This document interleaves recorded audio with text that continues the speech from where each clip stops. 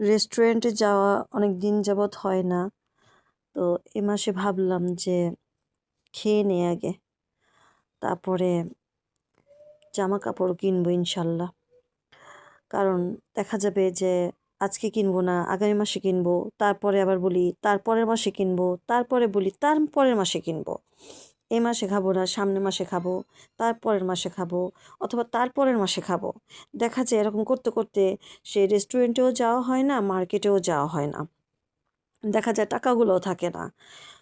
একটা সময় দেখা যাবে আমাদের অসুখ বিসুখ দুনিয়ার হাজার হাজার টাকা, ডাক্তারখানায় যায়, এক্স-রেতে যায়, সিটি স্ক্যানে যায়, তারপরে এক একটা ওষুধ খাইতে হয়, থেরাপি দিতে হয়, তারপরে আবার শরীর ভালোও থাকে না। আজকে এই সমস্যা, কালকে ওই সমস্যা, পরশুদিন মাজা ব্যথা, তা তরশুদিন। তো যা করবেন আভি ইসি ওয়াক্ত, মানে এই মুহূর্তেই করবেন, কালকের জন্য ফেলে রাখবেন না।